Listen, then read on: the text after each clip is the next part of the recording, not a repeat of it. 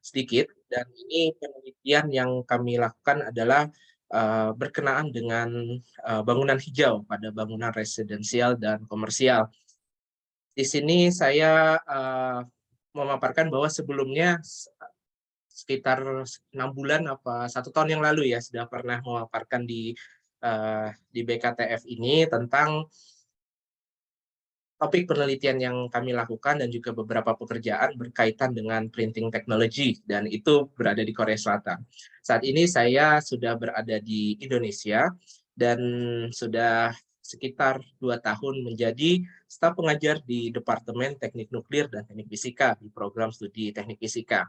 Dan ini dulu sudah sempat kami share dan dulu saya di University L'Aquila Italia untuk menempuh program master dan kemudian melanjutkan di PhD di Southampton University di bidang Mechanical Engineering dengan topik riset yaitu inkjet printing yang berhubungan dengan printing electronics. Dan ketika saya di Indonesia itu agak berbeda temanya karena saat ini kami bergerak di bidang, maksudnya apa yang saya lakukan berkenaan dengan di tema yaitu Integrated Smart and Green Building dan saya baru belajar juga dalam beberapa bulan ini dengan mentor-mentor seperti Bu Sentagi dan juga Pak Arief Kusumawanto dari Departemen Teknik Arsitektur dan Perencanaan Wilayah. Namun ada beberapa kesamaan yang bisa dilihat bahwa ketika dulu di Korea yaitu mengembangkan printing technology untuk menghasilkan metode fabrikasi yang ramah lingkungan dan saat ini pun tren di Indonesia yaitu melakukan bagaimana menjadikan hal-hal proses produksi itu juga ramah lingkungan yaitu yang disebut dengan green technology. Dan pada saat ini saya bergabung di Integrated Smart and Green Building dan kalau dulu melakukan banyak kerjasama atau kolaborasi dengan perusahaan dengan lembaga-lembaga yang dari Korea Selatan sekarang di Indonesia dan ini ada beberapa lembaga yang memang nanti akan saya sebutkan beberapa hasil kerjasama kami, yaitu yang diantaranya tentunya Fakultas Teknik Universitas Gadjah Mada, tempat kami berkecimpung saat ini. Kemudian ada suatu NGO yang berpusat di Prancis, namanya adalah Global Building Performance Network. Dan project manager yang yang menghandle beberapa pekerjaan berkaitan dengan program efisiensi bangunan itu diantaranya adalah ini adalah Pak Matthew Kyle dan kami bekerja sama beberapa bulan ini beserta tim Inscript yang ada di tengah ini dan di sini ini NGO berbasis di Prancis dan saat ini mereka menghandle beberapa kota di Indonesia bagaimana memberikan semacam baselining, kemudian juga pemetaan, serta rekomendasi kepada pemerintah daerah, pemerintah kota maupun provinsi untuk istilahnya apa ya, untuk dapat menelurkan kebijakan-kebijakan yang dapat membuat bangunan-bangunan jadi lebih efisien. Dan juga ada pekerjaan ya beberapa dengan KSO di ibu kota negara untuk beberapa bangunan dan akan saya sampaikan beberapa sedikit pekerjaan karena tidak semuanya bisa dipaparkan saat ini karena masih on progress seperti itu. Dan ini adalah materi yang akan saya sharing, yaitu yang pertama adalah baselining dan efisiensi energi bangunan di beberapa kota di Indonesia, hasil kolaborasi dengan Inscript dan GBPN atau GBPN, dan yang selanjutnya adalah kerja simulasi yang merupakan parts di bangunan di IKN yang menjadi core dari teknik fisika. Itu yang akan saya sampaikan dan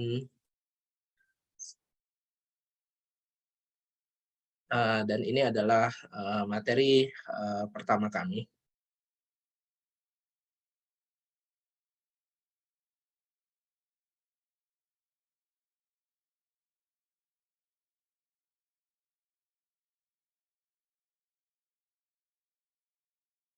Baik, Jadi tujuan utama dari pekerjaan untuk program baselining ini adalah bagaimana melakukan dekarbonisasi atau decarbonizing the built environment, yaitu lingkungan yang telah terbangun, dan bagaimana Indonesia dapat mencapai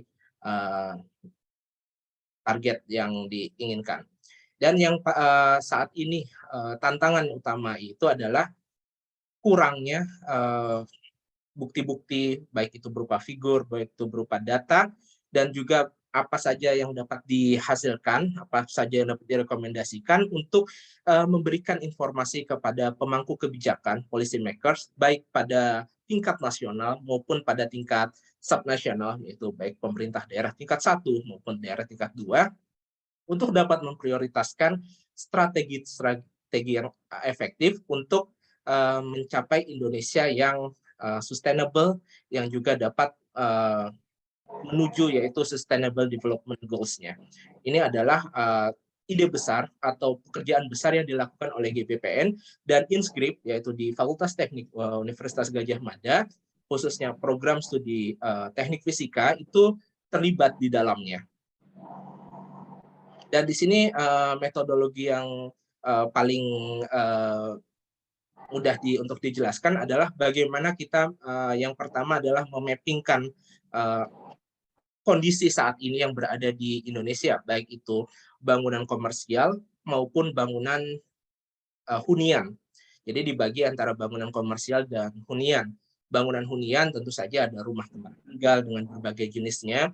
Kemudian bangunan komersial itu seperti pusat perbelanjaan, kemudian pertokoan, gedung-gedung pemerintah itu dimasukkan dalam komersial, yang mana dia bergerak untuk mendapatkan income. Nah, di sini yang pertama dilakukan adalah pemetaan data atau data mapping, yaitu di sini secara detail ada beberapa hal yang kita kaji, ya, misalnya adalah volume dari rumah, artinya dari luasan, kemudian spatial data, apa-apa saja yang peralatan digunakan, material-material bangunan, hingga aplikasi-aplikasi yang digunakan. Setelah dilakukan data mapping itu, dilakukan semacam data collection menggunakan perbandingan antara data primer dan data sekunder.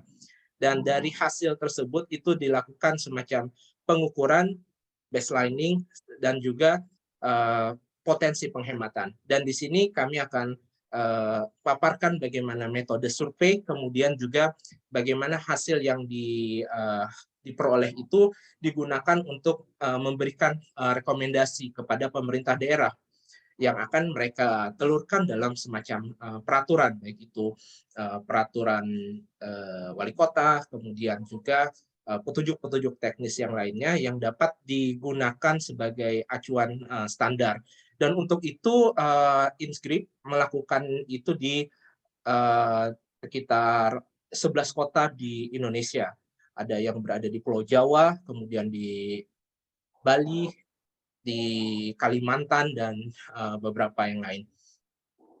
Nah, di sini misalnya kami melakukan di tiap kota di daerah tingkat 2 itu paling tidak ada 20 bangunan. Di Balikpapan dan Samarinda itu ya sampai di Balikpapan ini ada 40 bangunan ya. Jadi semua di beberapa sampel itu dipilih sesuai dengan kondisi di sana, kemudian apa saja data-data yang penting untuk dilakukan dan dianalisis. Ini adalah contohnya beberapa yang disurvei, dan ini disurvei satu-satu, masing-masing kita beri kuesioner, kita lakukan wawancara, dan dipastikan betul bagaimana hasil data-data yang mereka miliki. Ini ada di papan, kemudian juga ada di tempat yang lain. Dan ini akan saya sampaikan beberapa contoh yang bisa dilihat. Jadi di masing-masing kota itu dilihat data konsumsi listriknya, kemudian luas bangunan itu tidak kita dapatkan dari data-data sekunder seperti izin mendirikan bangunan, dan juga sertifikat layak fungsi dan ya, yang lainnya. Dari situ dilakukan semacam data collection, kemudian tahap selanjutnya adalah pengembangan baseline atau baseline development, dilakukan technical recommendation serta scenario projection serta project writings.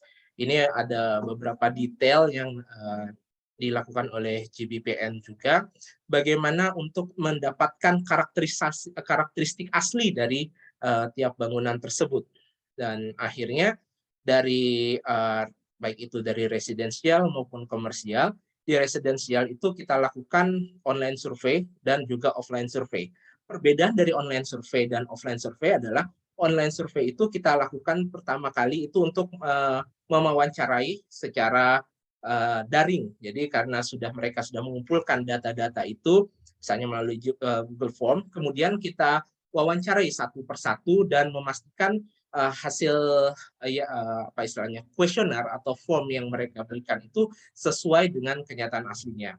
Kemudian dibandingkan dengan kunjungan lapangan. Kalau komersial biasanya langsung offline survei dan nanti akan dilihat baik itu desain pasifnya, desain aktif, bagaimana peralatan-peralatan yang digunakan dan pola penggunaan alat-alat tersebut. Misalnya AC berapa jam mereka gunakan di tiap hari, kemudian apakah mereka menggunakan semacam heater, menggunakan semacam pemanas untuk air dan yang lain. Nah, ini juga secara detail ada berbagai macam, misalnya golongan tarif listrik dan lain sebagainya. Nah, ini berbagai macam dan di sini adalah form yang digunakan. Jadi masing-masing peserta atau masing-masing pengelola bangunan, kalau residensial tentu penghuninya, dan kalau misalnya bangunan komersial itu tentu pengelola bangunan. Misalnya di bank itu kami berikan kuesioner ini di masing-masing dan diminta untuk mengisi data-data seperti listrik, air, gas, dan yang lain. Dan ini dilakukan pada 2017, 18, 19. Ini mengingat karena kan tahun 2000 akhir 2019 sampai tahun 2022 itu kan pandemi. Jadi ini dibatasi lagi tahun-tahun yang mana penggunaannya itu adalah penggunaan yang normal. Dan juga apakah menggunakan yang sumber lain, misalnya panel surya untuk energi. Nah, ini data-data ini dikumpulkan sehingga nanti diperoleh istilahnya apa ya, IKE, yaitu indeks konsumsi energi, atau dalam bahasa Inggrisnya energy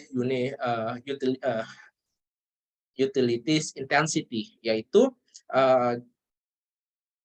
berapa jumlah energi yang digunakan dalam satuan KWH per meter persegi per tahun. Nah, jadi ini adalah perbandingan antara konsumsi energi tahunan, yaitu KWH per year, dibandingkan dengan area yang terkondisi, area yang menggunakan.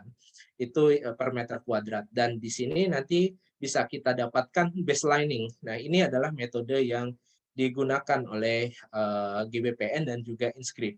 Dan tadi saya sebutkan beberapa contoh-contoh bangunan-bangunannya. Nah, ini akhirnya yang dilakukan, dan ya mohon maaf atas apa istilahnya tulisan yang tidak begitu jelas ini, tapi ini adalah form-form. Jadi di tiap form itu di setiap survei dilakukan dokumentasi. Jadi kita melihat nanti spesifikasi dari peralatan-peralatan tersebut.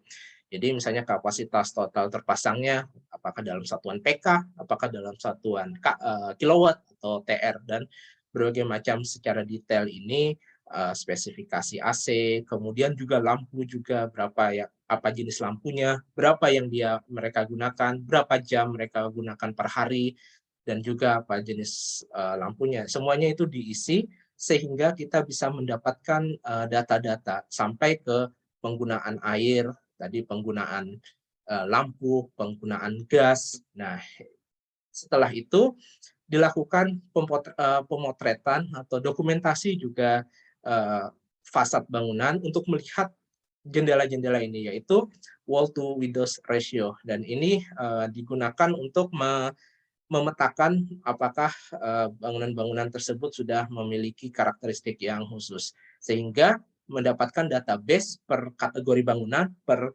kota. Nah, dari situ dilakukan semacam ekstraksi dari baseline study itu, yaitu mendapatkan output yang diinginkan.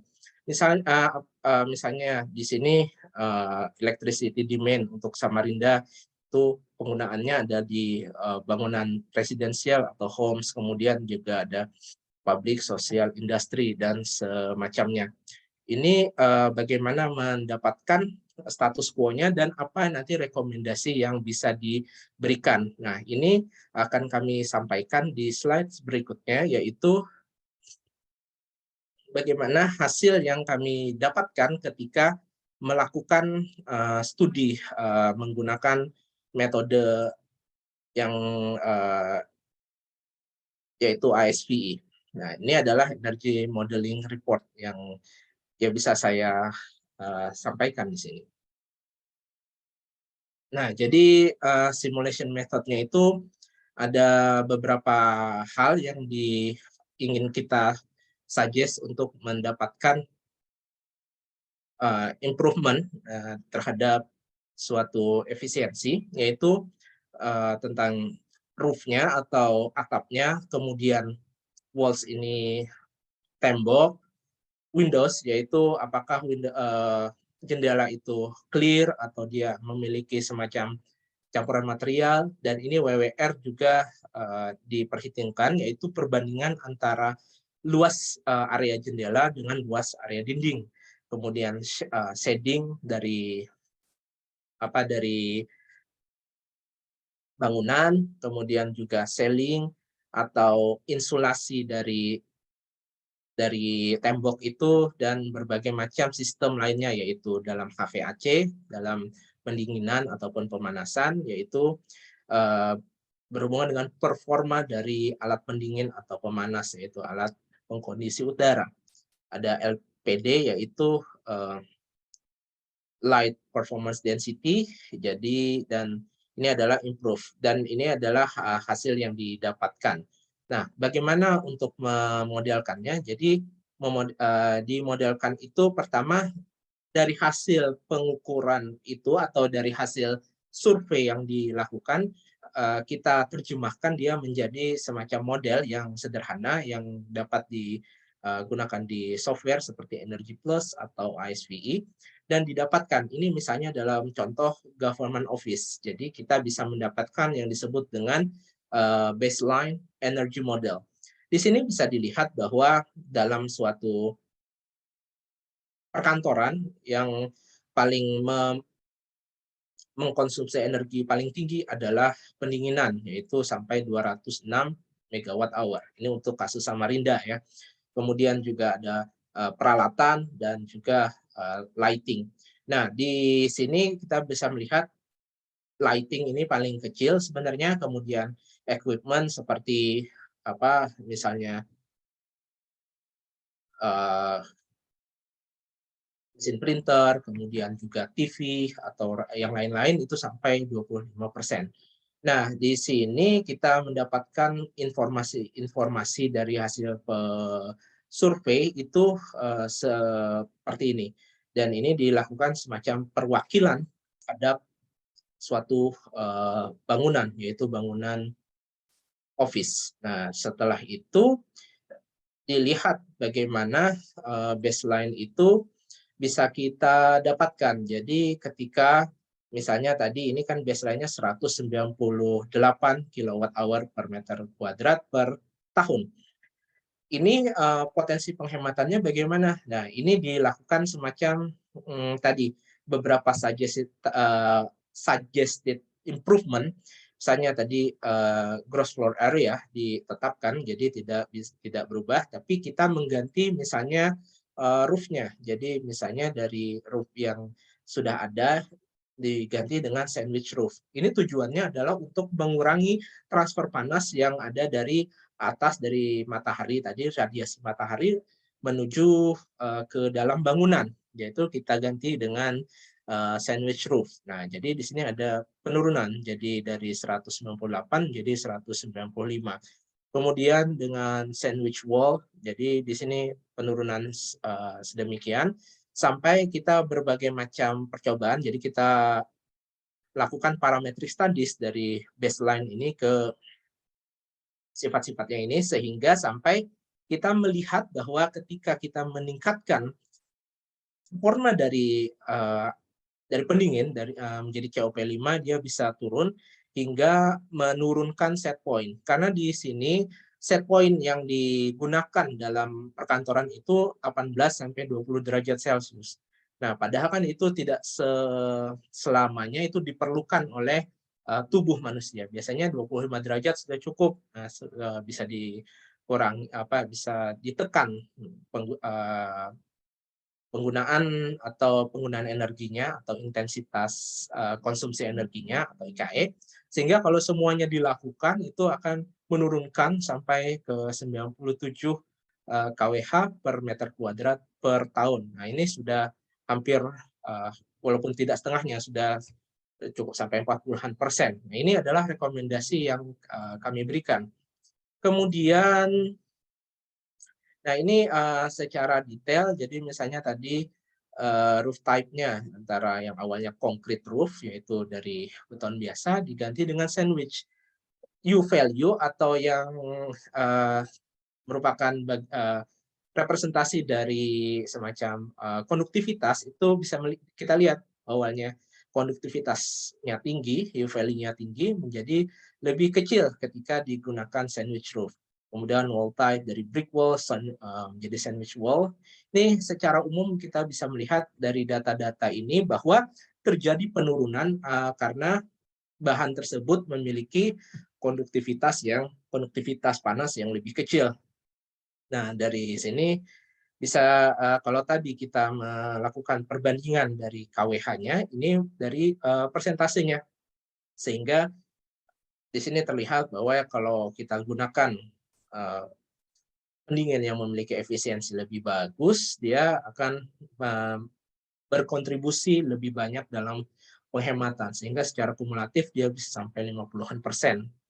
Dan ini adalah detail-detailnya dari kalau tadi berhubungan dengan tipe material yang menjadi batas antara bangunan dengan antara ruang terkondisi dengan lingkungan luar. Kalau ini adalah bagian dari AC, kemudian LPD atau berhubungan dengan pencahayaan, set point, dan yang lain. Ya, ini bagaimana detail-detail ini bisa berkontribusi dalam improvement terhadap efisiensi energi.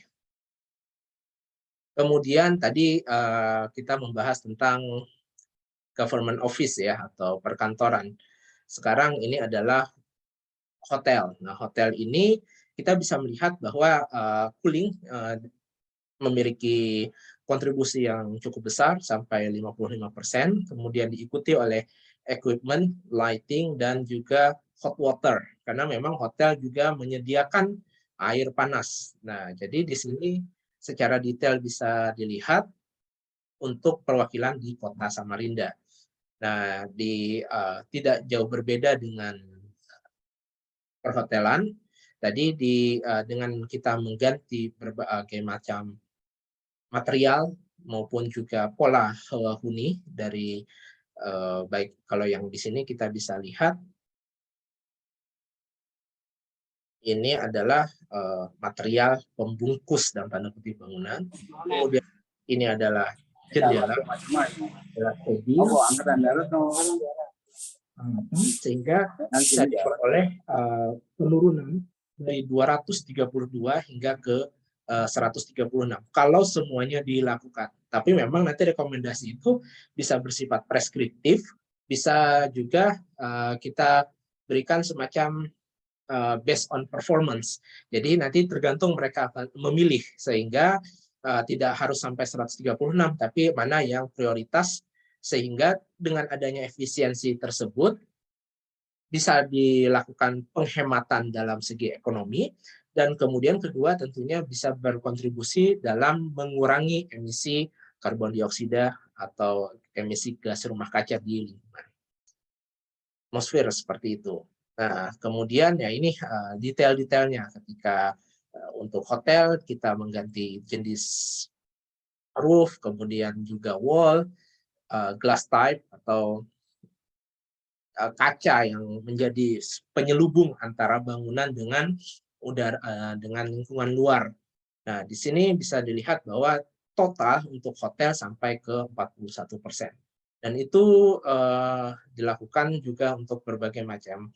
Nah, COP ini kalau efisiensi AC kan meningkat dengan meningkatnya COP. Nah, ini kampus atau lembaga pendidikan.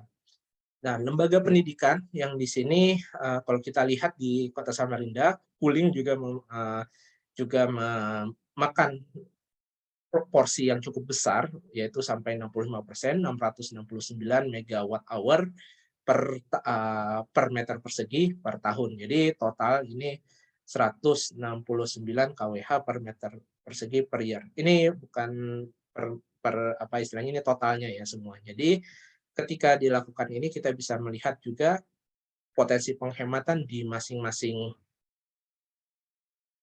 di masing-masing metode, baik itu dengan mengurangi atau mengganti material dari yang memiliki konduktivitas tinggi ke konduktivitas rendah, kemudian juga mengganti performa dari peralatan air conditioner dari 3 ke 5, kemudian LPD dikurangi dari 7 watt per meter persegi menjadi 3 watt per meter persegi, yaitu tentunya artinya mengurangi pemakaian lampu di tempat-tempat yang tidak begitu dibutuhkan. Kemudian juga meningkatkan set point AC sehingga sampai 52%. Itu yang dilakukan di tiap-tiap jenis bangunan, dan nanti rekomendasi sini ini tidak perlu saya sebutkan secara detail karena ini tadi per masing-masing sampai hospital 43% kita bisa mendapatkan potensi penghematannya, mall ini sampai 48% dan seterusnya. Nah, ini kita bisa melihat dari apa istilahnya perbandingan di masing-masing jenis bangunan. Government office, hotel, kampus, hospital, dan mall. Untuk government office atau gedung perkantoran pemerintah, kita bisa melihat dari sini 198 sampai 97 sampai 50% ya. Dan di masing-masing kita bisa mengamati berapa penyusutannya dengan grafik semacam ini. Dan kita melihat bahwa kalau di Samarinda yang paling besar tentu di sini adalah mall, dan potensi penghematannya cukup tinggi sampai 50% dengan di sini Kuling. Dan kalau kita lihat dari semua model di sini bahwa ketika pola penggunaan pendingin udara itu diatur sedemikian rupa sehingga tidak mengurangi kenyamanan, tapi sesuai dengan peruntukannya sehingga lebih hemat, maka dia bisa menurunkan indeks konsumsi energi tahunan yang ada di masing-masing. Nah, ini bisa kita lihat bagaimana konsumsi energi yang dapat dilihat. Nah, ini adalah yang pertama, jadi bagaimana baselining yang dilakukan ini dapat diterjemahkan menjadi semacam yang kita sebut dengan rekomendasi. Itu, maaf sebentar.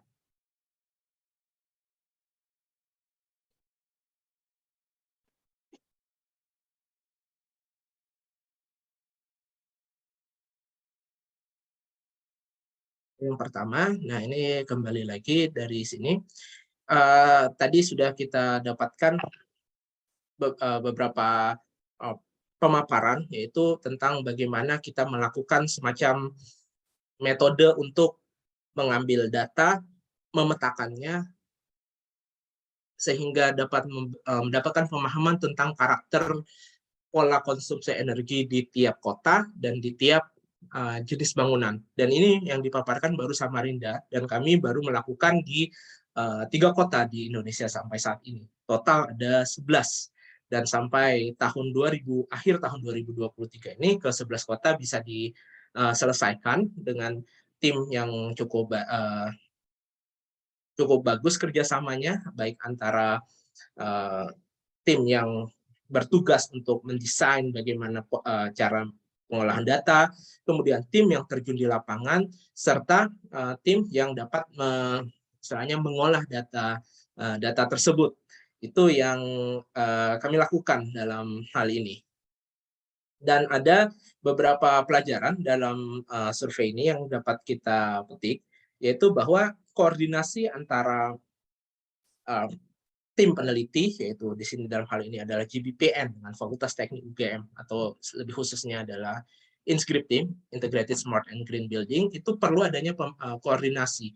Karena memang kita melihat cara pengambilannya cukup simpel, bahwa kita tinggal ambil saja, tinggal foto. Tetapi yang tidak kalah penting adalah tidak semua pemilik bangunan itu mengizinkan, kemudian juga merasa nyaman ketika dilakukan, karena memang banyak juga kecurigaan, kemudian banyak juga ketidakpahaman tentang pentingnya penelitian ini.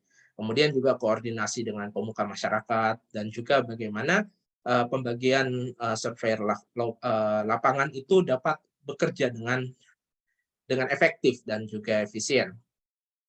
Juga di sini kita melihat bahwa ada kesulitan-kesulitan yang menyebabkan data itu kurang akurat dan harus diulang-ulang ketika kita perlu mengambil, itu untuk memastikan pertama pengelola gedung itu memahami dan mengisi. Nah, seringkali kita bagikan form surveinya tapi belum tentu artinya diisi dengan benar, atau malah mungkin beberapa tidak diisi, atau ketidaksiapan sebagian pengelola gedung, kurangnya anggota surveyor karena memang yang terjun ke lapangan tidak begitu banyak, dan juga training kepada para surveyor sehingga apa yang diambil itu sesuai dengan yang diharapkan nanti untuk dilakukan baselining, modeling, kemudian rekomendasi. Karena ketidakakuratan data itu bisa menyebabkan hasil yang diperoleh dalam proses itu menjadi tidak sesuai. Kemudian juga survei-survei yang mendatang itu yang kita lakukan yaitu konfirmasi dengan pengelola bangunan, dengan penghuni, itu penting sehingga ketika survei dilakukan itu artinya tidak sia-sia, tidak harus bolak-balik lagi. Kemudian juga kita juga perlu untuk menghindari misalnya perdebatan dengan pemilik bangunan tentang data apa saja yang boleh diambil atau data yang tidak bisa diambil, semacam itu. Itu untuk apa ya tadi, baselining ya. Jadi ini nantinya akan diolah lebih lanjut dan ditelurkan menjadi semacam kebijakan pemerintah untuk bagaimana mengatur pengelola bangunan dalam konsumsi energi untuk pendinginan tadi, kemudian juga untuk untuk pencahayaan, untuk penggunaan utilities lainnya. Itu bagian pertama, kemudian adalah bagian kedua. Ini sebenarnya saya ulangi, ini kami juga mendapatkan sebagian pekerjaan dari KSO di proyek pembangunan gedung-gedung pemerintah di Ibu Kota Negara, dan ini ada Pak Arief Kusumawanto, Ketua dari Center of Excellence Smart Building and Infrastructure. Jadi kami mendapatkan beberapa pekerjaan untuk mengevaluasi, mengakses, melakukan assessment terhadap bangunan yang akan dibangun. Kalau tadi dengan GBPN kita mengakses bangunan yang sudah ada dan bagaimana memberikan semacam rekomendasi penghematan ataupun juga istilahnya pola-pola penggunaan supaya dia ke depan dapat efisien. Nah, ini bangunan-bangunan baru. Dan sebenarnya banyak yang ingin di-share, hanya saja karena beberapa data itu belum bisa dikeluarkan, maka saya hanya akan memaparkan hal yang berkaitan dengan bidang ke teknik fisikaan, yaitu computational of fluid mechanics. Ini yang Nah, jadi ini adalah simulasi aliran pada logam. Ini ada hal yang berbeda.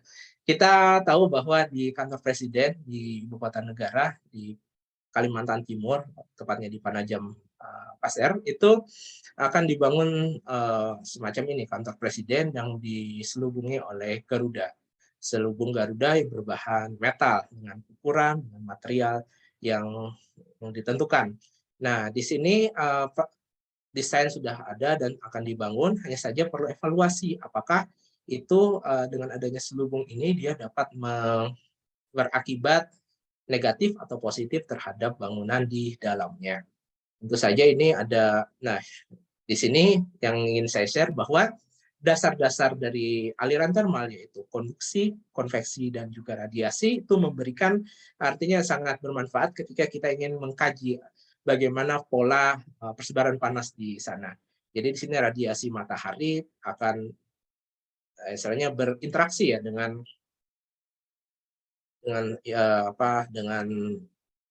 logam-logam dan metal yang ada di sini, sehingga nanti akan ada diduga akan ada aliran panas sehingga beban pendinginan yang ada di dalamnya itu akan meningkat. Dan itu yang menjadi tugas kami di Fakultas Teknik untuk dapat membuktikan apakah dia merugikan atau tidak. Dan ini adalah bagaimana kita menggunakan CFD biasa, yaitu berbasis ANSYS, itu untuk dapat melakukan permodelan dan simulasi tersebut. Nah, ini dengan adanya basis yang ada bahwa kita bisa melihat secara common sense bahwa selubung itu tentunya akan mengurangi radiasi. Tetapi bagaimana secara detailnya itu tentu belum bisa dipublish saat ini, dan ini adalah proses-proses pembuatan simulasi dari bagian sedikit ini, dan kami tidak hanya melakukan simulasi ini di belakang meja saja, tapi juga melihat bagaimana kondisi di sana. Data-data seperti kelembapan, kemudian juga temperatur, kecepatan angin itu juga dilakukan langsung di lapangan dan dibandingkan dengan data-data yang ada di literatur. Dan itu sebagian yang bisa saya share, dan ini adalah bagian yang istilahnya apa ya, yang cukup mendasar yang biasa kita dapatkan di perkuliahan di teknik fisika. Namun ternyata hasil simulasi ini juga nantinya akan dapat digunakan dalam aplikasi real. Dan dua hal itu Pak Edi yang ya saya sampaikan pada sore hari ini. Ya mohon maaf tidak persiapan mungkin tidak begitu matang, tapi mudah-mudahan ini bermanfaat, dan silakan untuk ada pertanyaan, masukan, diskusi maupun kritik dan saran. Terima kasih. Assalamualaikum warahmatullahi wabarakatuh. Waalaikumsalam warahmatullahi wabarakatuh.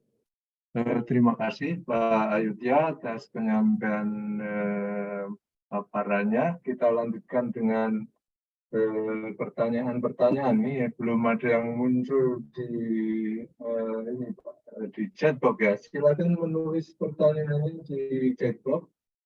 Nanti saya bacakan. Dan juga disampaikan secara langsung juga mikrofon bisa diaktifkan. Silakan kalau ada pertanyaan. Sambil menunggu pertanyaan, mungkin saya ada pertanyaan nih Pak Ayudya. Iya, silakan. Jadi ini kegiatan di IKN ini kalau dari teknik fisika UGM ini sudah dari tahun berapa nih Pak? Dari 2021 atau mungkin malah sebelumnya? Oh, kalau secara khusus ya teknik fisika UGM baru di tahun ini Pak, di tahun 2023. Oh, dari tahun ini. Oke, ya. Ininya apa, skopnya apa saja itu Pak yang dikaji? Oh ya, skopnya betul Pak. Untuk skopnya itu untuk thermal, kemudian aliran fluida, jadi berkaitan, dan juga akustik. Untuk akustik lebih itu dikaji oleh tim lain, oleh yang dikoordinatori juga oleh Butami, Pak. Oh, Butami ya. Ya, oke. Hanya gedung, katakan ini tadi gedung presiden ya, atau juga ada yang lain-lain Pak? Ini banyak gedung di IKN yang dikaji. Iya, untuk sementara yang dilakukan yang berkaitan dengan presiden ya, presiden memiliki kantor dan juga memiliki istana. Oh, kantor presidenan ya. Ya, istana. Oke, baik. Ini ada pertanyaan yang muncul nih dari Pak Hamzah Zulfan, nih dari Teknik Fisika ITS. Izin bertanya Pak, apakah ada korelasi antara solar heat gain dengan penurunan temperatur dalam ruangan pada bangunan yang didominasi oleh kaca ya Pak? Jika ada, apakah ada kalkulasinya? Terima kasih. Ini solar heat gain itu maksudnya ada peningkatan ya, heat akibat dari radiasi matahari semacam itu. Ya, kemungkinannya seperti itu. Iya. Izin menjawab, Pak. Betul Pak, ada apa namanya, peningkatan solar heat gain dari radiasi kaca. Secara umum ya Pak, kalau memang kacanya lebih banyak, tentu radiasinya akan lebih besar sehingga dia akan berkontribusi pada peningkatan temperatur di dalam bangunan ya. Dan untuk itu juga makanya dalam simulasi yang kami lakukan itu selalu mengkaji apa yang disebut dengan Windows to wall ratio ya. Jadi dengan adanya penurunan dari WWR yaitu dikecilin kacanya supaya panas yang atau panas yang diakibatkan oleh radiasi matahari itu berkurang. Dan ini memang perhitungan dilakukan untuk itu, Pak. Baik, berikutnya dari Pak Eko Hadi Purwanto ini. Mohon izin bertanya bagaimana hubungannya dengan berkas pengajuan sertifikat kelaikan fungsi bangunan gedung. Baik. Kelaikan fungsi itu sebenarnya baik IMB maupun kelaikan fungsi kita ingin mengetahui kondisi bangunannya, yaitu luas bangunan, kemudian juga luas bangunan dan juga berapa lantai semacam itu, supaya kita bisa melihat berapa area terkondisi, yaitu tadi per meter kuadratnya tadi Pak.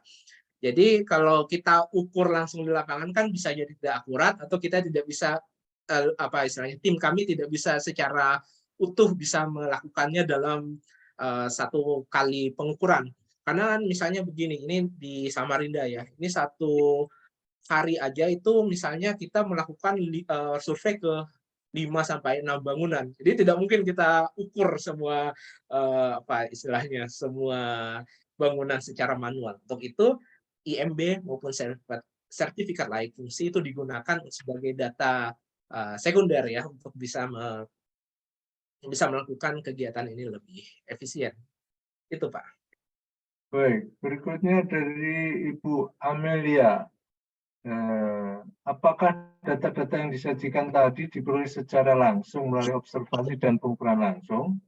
Boleh tahu aplikasi yang digunakan untuk mengolah data, memperoleh rekomendasi tersebut, semisal efisiensi, daya penerangan, thermal, akustik, dan lain-lain. Baik, ya tadi ada data yang observasi langsung maupun juga data sekunder ya. Untuk yang observasi langsung itu kita lakukan untuk melihat misalnya temperatur yang digunakan, yang dijadikan set point, kemudian jumlah AC, jumlah lampu itu bisa dilakukan secara langsung, kemudian tinggi bangunan, artinya tinggi sampai plafon ya. Tapi kalau tadi sampai luas bangunan, kemudian juga luas tanah dan yang berhubungan dengan berapa tingkat itu kita gunakan semacam gambar teknik yang sudah ada dalam IMB maupun dalam sertifikat layak fungsi tadi. Jadi ada yang langsung, ada yang baik yang langsung secara observasi maupun data sekunder, dan kemudian itu digabung semua. Dan untuk softwarenya ada macam-macam, misalnya seperti Energy Plus itu digunakan untuk melihat bagaimana efisiensi terutama thermalnya ya tadi itu yang dilakukan. Kemudian ada juga software lain misalnya yang dilakukan oleh virtual environment semacam itu. Itu Pak. Jadi Bu Amelia. Berikutnya pertanyaan dari Pak Abdul Latif. Berapa lama biaya return of investment gedung hijau? Apakah layak? Oh ya, ini tergantung ya, macam-macam. Saya belum begitu mendalami untuk sampai returnnya. Tapi kalau dari diskusi-diskusi GBPN itu tergantung nanti ada yang jangka misalnya sampai 5 tahun, ada yang 10 tahun, tapi ada juga sampai yang puluhan tahun, dan itu tentunya bergantung pada apa ya, pada kriteria yang ingin dipakai. Nah, kalau yang kami lakukan dengan GBPN ini kan bangunan yang sudah eksis ya. Jadi bagaimana ke depannya pemerintah itu dapat melakukan semacam kebijakan supaya yang ada itu walaupun katakanlah belum hijau, tapi bisa dilakukan semacam efisiensi sehingga bisa menguntungkan dari segi biaya dan juga bermanfaat untuk lingkungan hidup. Baik, berikutnya dari Pak Hamzah Zulfan lagi ya. Selain memperkecil ukuran kaca, apakah dapat diselesaikan dengan menambah sistem peneduh shading sistem pada bangunan untuk menurunkan temperatur ruangan, Pak? Oh, betul sekali, Pak. Iya, itu yang dilakukan. Makanya di sini ada yang disebut dengan shading. Nah, ini shading ini peneduh. Ini masih share screen ya, Pak, saya? Iya, masih. Iya, ini. Nah, ini yang peneduh ini shading, ini peneduh, Pak. Terus juga ada shading itu ada yang horizontal, ada juga yang vertikal. Nah, ini di software yang tadi ditanyakan itu, ya memang kita bisa bermain-main dengan berbagai jenis peneduh. Jadi tadi kalau untuk mengurangi ya, pertama untuk yang secara pasif tadi yaitu mengganti materialnya tadi supaya yang konduktivitas panasnya tinggi jadi lebih rendah, kemudian diberikan peneduh, dikurangi istilahnya apa ya, kacanya, dan juga orientasi bangunan. Jadi kalau yang kaca itu jangan dihadapkan ke barat dan timur, tapi ke utara dan selatan, seperti itu. Baik, masih nunggu pertanyaan lagi nih Pak. Ini pekerjaan sampai kapan ya ini ya Pak, targetnya ini kalau dari teman-teman teknik UGM untuk kajian di kantor kepresidenan di IKN? Oh, sebenarnya sudah selesai bulan ini, Pak. Oh, sudah selesai ya? Sudah Oh, oke, selesai. baik. Jadi kan nanti tanggal sudah konstruksi ya tahun ini, dan rencananya tahun depan sudah bangunan sudah jadi semacam itu. Oh, kalau yang selain gedung kepresidenan enggak ada lagi yang yang terkait di IKN sana, Pak? Gedung-gedung milik pemerintah yang lain, gedung negara. Gedung sebenarnya dikerjakan juga, tapi bukan setahu saya bukan dari Teknik Fisika UGM. Yang dilakukan Teknik Fisika UGM itu di Istana Presiden dan Kantor Presiden. Tapi mungkin bisa lebih konfirmasi ke Bu Tami ya, Pak, untuk yang lebih detailnya. Ya, oke, oke. Nah, selain masalah ini tentang yang lain tadi di grup yang lain ya, bukan Pak Ayut ya yang bangsa akustik atau Akustik. ya. Iya, Pak. Kalau ini thermal termasuk di sini ya Pak ya, thermal. Oh, betul, Pak. Ini yang saya tadi paparkan sedikit itu berhubungan dengan thermalnya.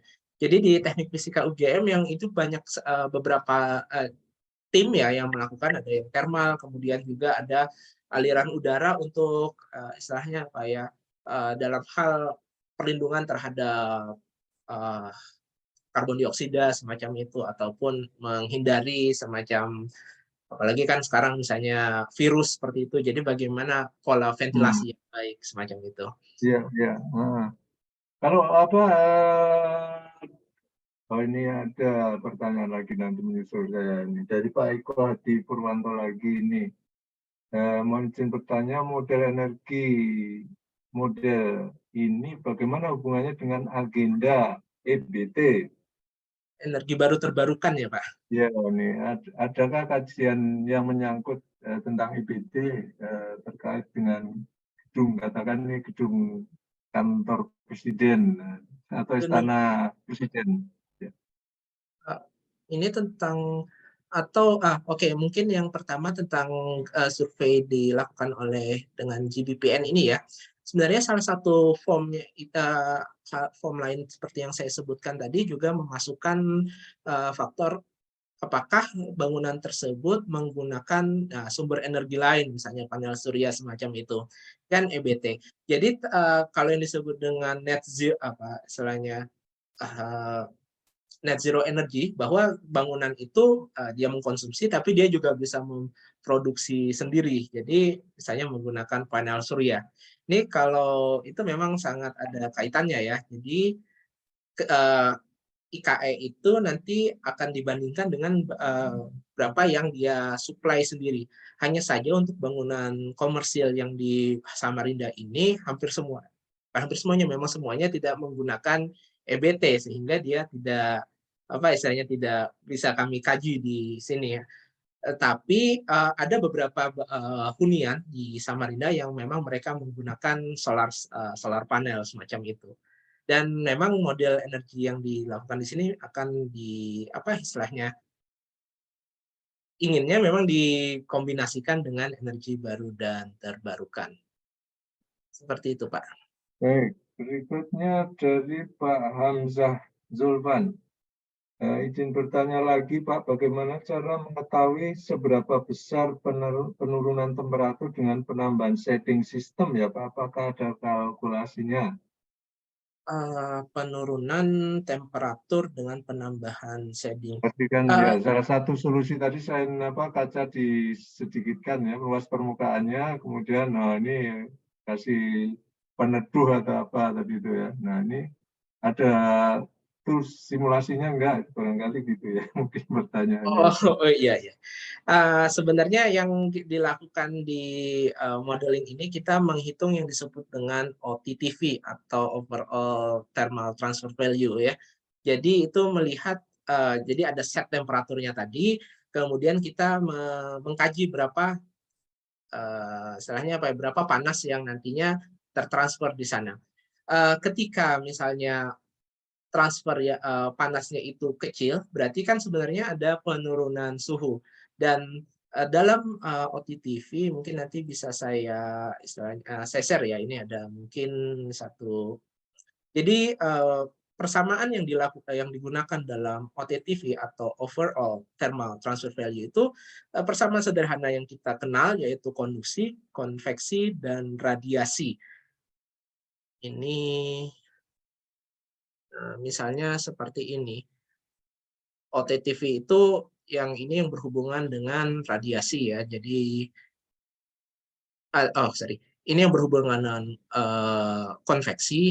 konduksi, kemudian ada yang ini berhubungan radiasi, dan penuduh itu pada hakikatnya dia adalah mengurangi semacam radiasi yang terkena langsung. Dan di sini ada yang namanya CF seperti ini. Ini yang istilahnya yang dapat mengurangi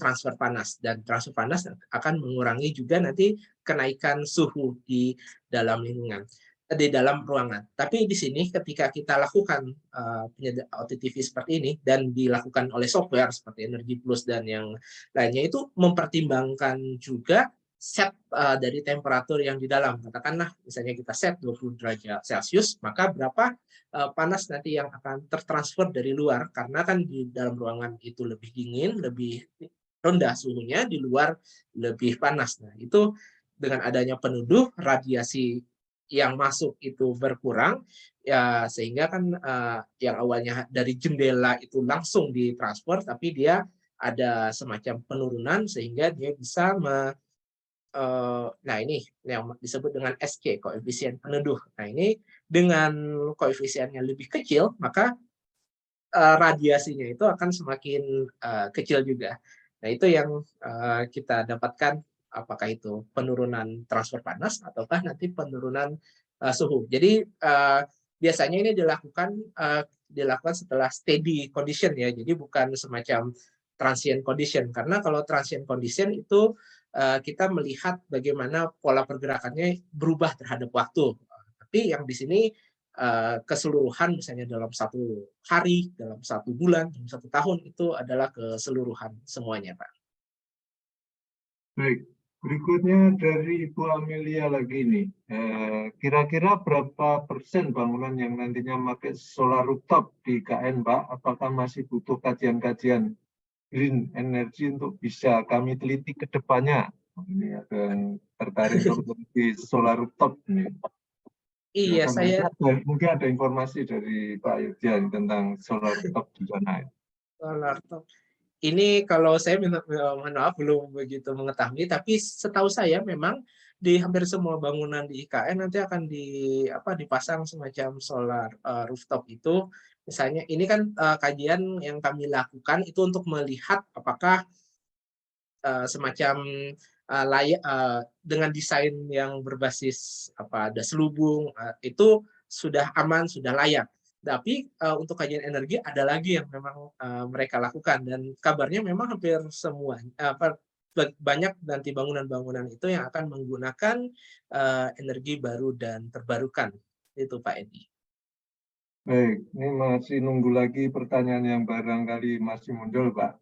Ini Oh iya, tadi yang kaitannya sama setting temperatur dalam ruangan tadi. Nah ini sebagai referensi untuk operasinya itu kalau yang dikaji daerah operasi setting temperaturnya berapa saja ini, Pak?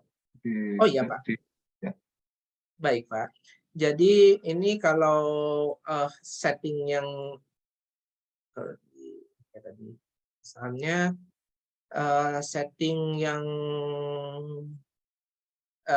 kita inginkan adalah set point-nya 25 derajat Celcius. Jadi itu suhu ruangan yang dianggap nyaman lah. Tapi kemudian ada juga kita turunkan 20 derajat Celcius. Beberapa misalnya seperti bangunan pemerintah, seperti office ya, seperti kantor pemerintah, kemudian hotel, itu mereka sangat kecil, itu sampai 18 derajat Celcius. Dan itu membuat setting itu sebenarnya kan malah membuat penghuninya tuh kedinginan dan itu tidak nyaman. Artinya harus nanti menggunakan berbagai macam, misalnya kalau di hotel selimut ataupun apa. Jadi bagaimana supaya dia tetap nyaman dan sehingga menghasilkan mengkonsumsi energi yang lebih kecil.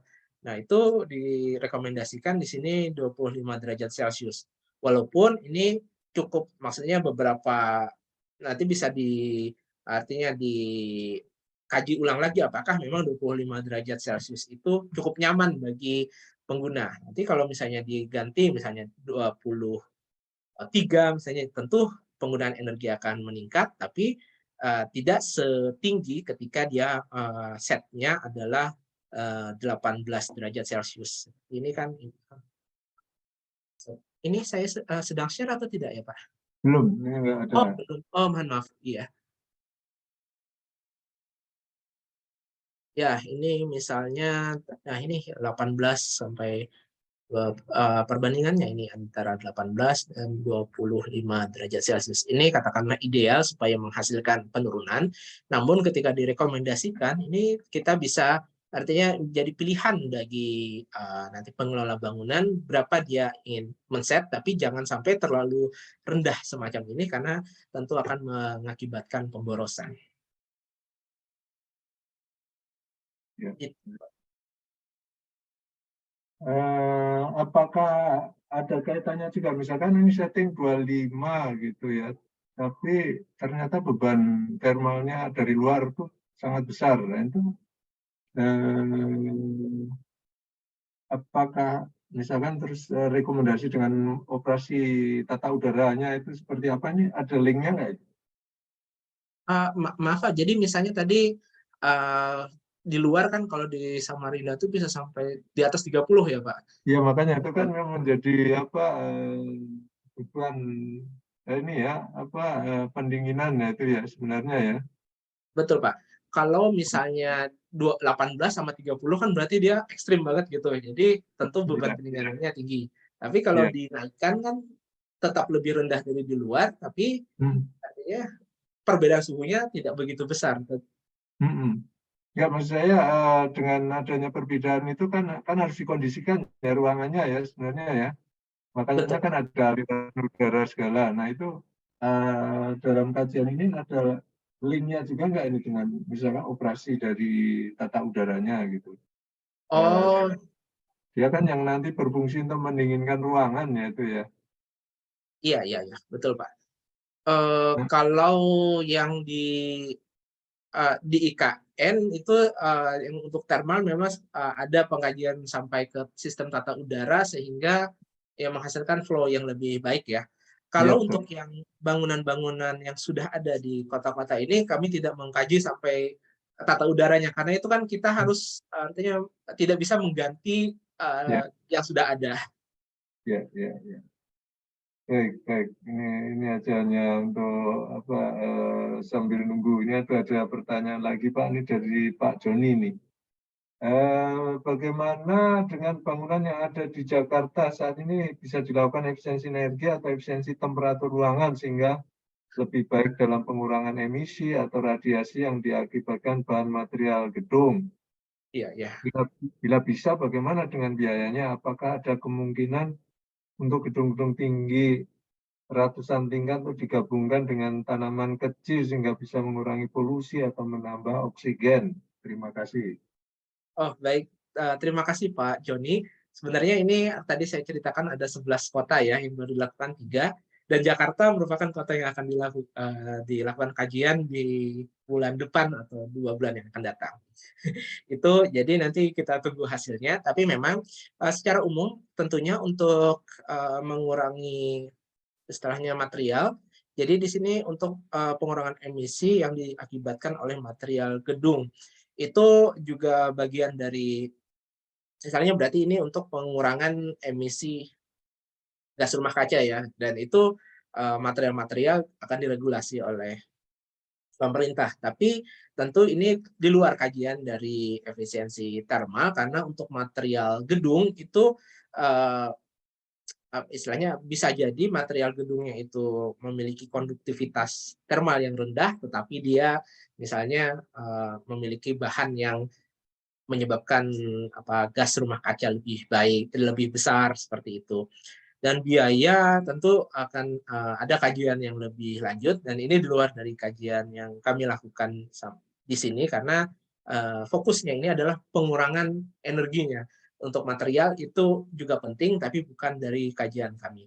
Dan pertanyaan lanjutnya apakah ada kemungkinan gedung-gedung tinggi ratusan tingkat digabungkan dengan tanaman kecil sehingga bisa mengurangi polusi dan menambah oksigen? Iya, itu tentu bisa. Makanya kalau memang kita lihat di desain di IKN itu sebenarnya ada kalau dilihat di beberapa YouTube video atau di gambar-gambar di selubungnya itu akan ada taman-taman kecil sehingga dia tentunya bisa menyerap gas CO2, menghasilkan oksigen, kemudian memberikan kesejukan. Tentu dengan tanaman kecil ini bisa mengurangi artinya apa ya paparan panas, menambah oksigen, menyerap CO2, itu benar sekali, Pak. Baik, berikutnya dari Pak Eko Hadi Purwanto lagi. Jika deretan lampu jalan dengan solar cell di IKN dijadikan backbone internet, maka bagaimana model energinya? Oh, iya, iya, iya. Solar cell jadikan backbone internet. Model energi artinya dia menghasilkan energi sendiri kan ya, Pak? Ya, mungkin ya barangkali ada penjelasan tambahannya nih Pak Eko lewat mikrofon, silakan disampaikan Pak. Ya Pak, terima kasih Pak. Itu kan backbone butuh kestabilan Pak. Kestabilan untuk data dan segala macam, jangan sampai ada datanya terganggu sampai ke situ Pak parameternya. Itu bagaimana model energi-nya, saya juga nggak ngerti pertanyaan nih Pak, arahnya ke model energi. Sementara itu Pak, terima kasih Pak. Baik, terima kasih Pak Eko. Ini maksudnya model, mohon maaf saya juga artinya belum bisa menjawab secara clear ya.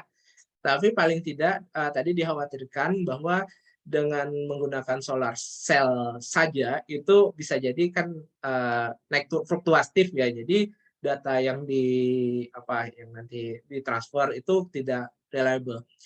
Jadi memang kalau penggunaan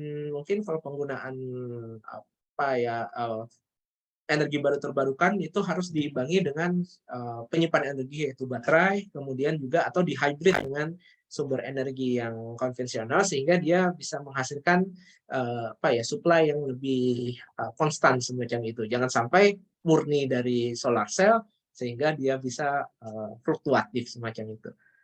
Model energinya mungkin bisa dikaji lebih lanjut, tapi saya tidak menguasai dalam hal ini, Pak. Baik, terima kasih Baik. Pak. Ya, terima kasih. Ya. Sama-sama. Masih adakah pertanyaan yang akan, ini masih ada nih. Tata udara yang bagus untuk merancang sebuah gedung bagaimana? Ini gimana nih Pak? Apa bisa dijawab ini oleh Pak Ayudya nih tentang tata udara? Tentunya ini ada kajian lebih lanjut ya untuk tata udara. Tapi pada prinsipnya tata udara yang bagus itu dia bisa istilahnya apa yang membuat aliran udara yang cukup baik sehingga pertukaran udara dengan standar tertentu itu bisa dilakukan. Tentunya kalau memang itu bangunan yang menggunakan pengkondisi udara, itu aliran udara itu jangan sampai dia malah menambah beban pendinginan karena membuka terlalu banyak, tapi juga jangan sampai ketika itu tertutup semua maka aliran tidak bagus.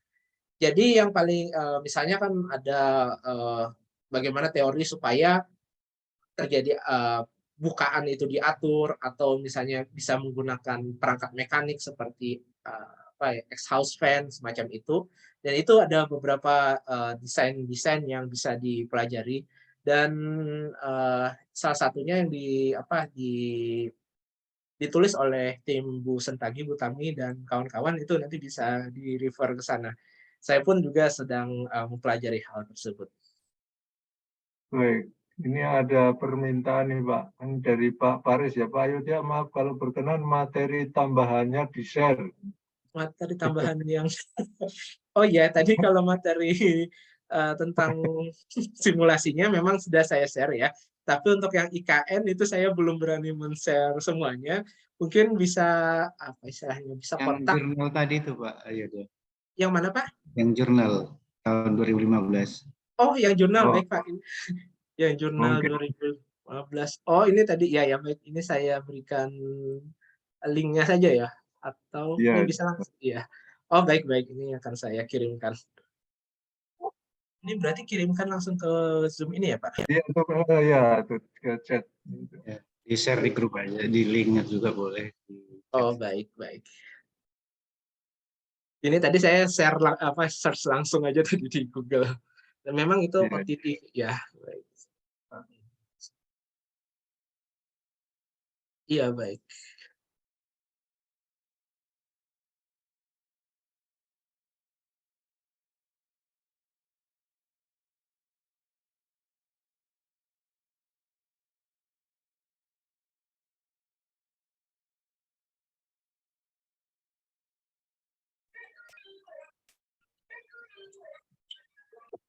Iya, ini sudah saya share. Sudah ya Pak, baik. Terima kasih, itu sudah di-share oleh Pak Ayudya ya. Apakah ada pertanyaan lagi yang akan disampaikan?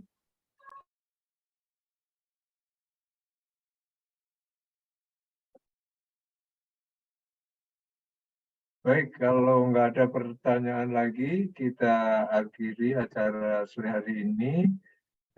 Sekali lagi, saya atas nama Badan Kejuruan Teknik SKBI mengucapkan terima kasih yang sebesar-besarnya pada Pak Ayudya Pradipta Tenggara ya, yang sudah menyampaikan paparan dan juga menjawab pertanyaan-pertanyaan yang cukup banyak ini tadi.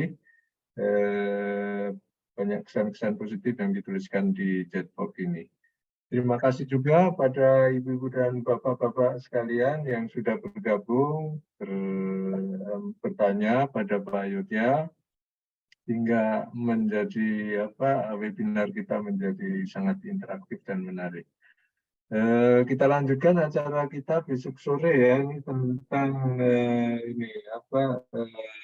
pupuk ya, urea handling automation. Bagi yang tertarik, silakan bergabung besok sore, nanti diinformasikan linknya. Mohon maaf kalau ada yang kurang berkenan, tetap waspada dengan protokol kesehatan ya. Salam sehat-sehat selalu dimanapun berada. Wassalamualaikum warahmatullahi wabarakatuh. Selamat sore. Waalaikumsalam warahmatullahi wabarakatuh. Terima kasih Pak Edi, terima kasih Pak Ayu dia dan semuanya. Terima kasih. Terima kasih Pak Yudya, Pak Edi. Terima kasih Pak Edi, Pak Yudya. Sama, terima kasih. Saya izin pamit. Ya, makasih Pak. Terima kasih.